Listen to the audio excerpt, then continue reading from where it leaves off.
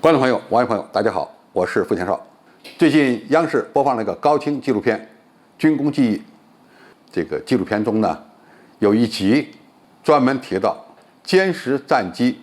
的研发成功是中国航空工业打的一个非常漂亮的翻身仗。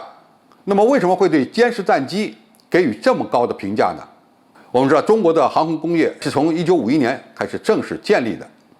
那么70年来，中国航空工业的发展可以说经历了艰难曲折的发展之路。我们相继生产研制出了第一代战斗机、第二代战斗机，但是用时都相对来讲比较长。1956年，我们国家生产出了歼五战斗机，从而成为了世界上少数能够制造喷气式战斗机的国家。但是歼五是苏联设计的，我们不过是仿制。那么到了上个世纪60年代，我们又相继生产出了歼六、歼七这两种呢，属于第二代的超音速战斗机。但是歼六、歼七它的来源也是苏联。到了上个世纪60年代末、70年代初，世界航空强国开始研发第三代战斗机。那么第三代战斗机的设计思想来源于越南战争，因为通过越南战争的经验教训，美国人发现战斗机光是飞得高、飞得快还不够，还必须要强调它的中低空的机动性以及良好的全天候作战能力，并且呢要具备较强的中距空战能力。那么经过几年的努力，西方国家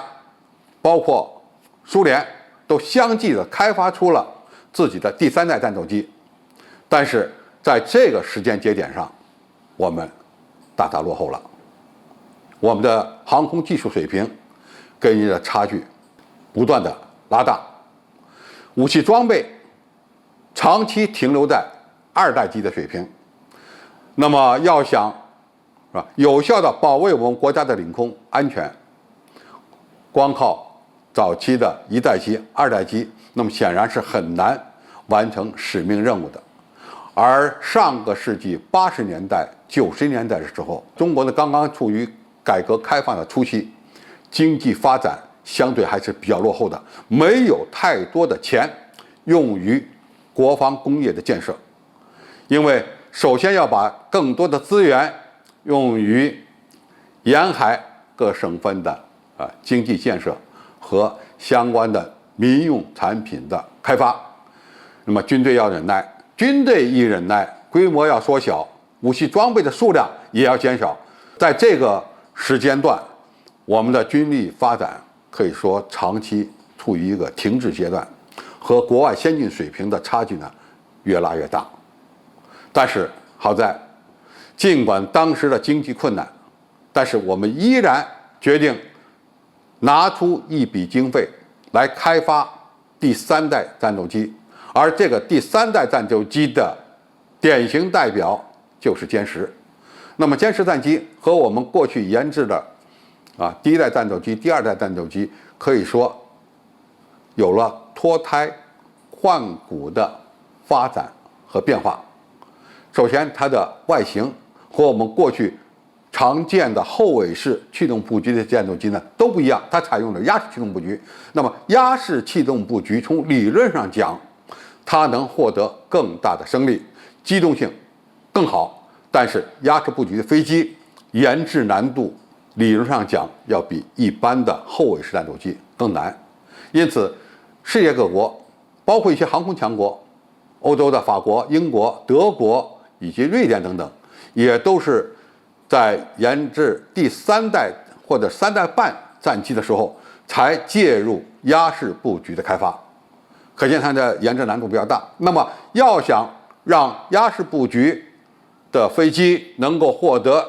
满意的性能和可靠的飞行品质，就必须采用很多先进的技术，其中非常关键的就是电传操纵系统。那么有了电传操纵系统，在计算机的帮助下，飞行员的操纵负担就可以大大减轻，而飞行性能呢也可以大幅度的改善。那么第三代战斗机除了需要有先进的飞控系统以外，它的航天系统、雷达、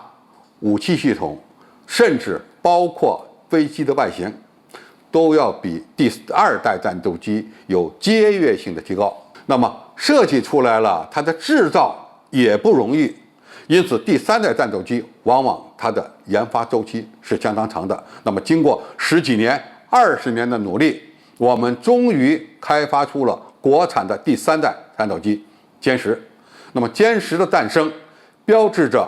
我们过去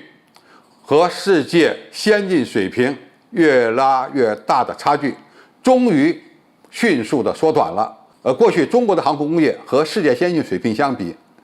用4个字形容，望尘莫及。而歼10诞生，可以用另外4个字来形容，就是望其项背。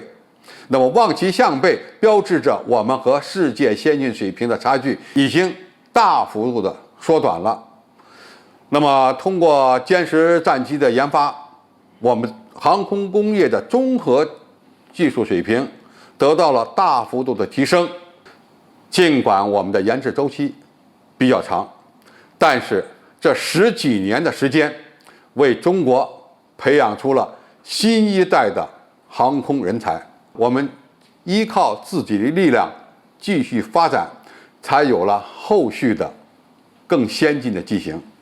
比如说歼20，比如说 FC31。可以说，歼10战机的研发成功意义非凡，说它打了一个漂亮的翻身仗，应该说毫不过分。好，今天介绍就到这里，谢谢大家收看。感兴趣的朋友，我们可以在下面的留言区留言交流讨论。我们下期再见。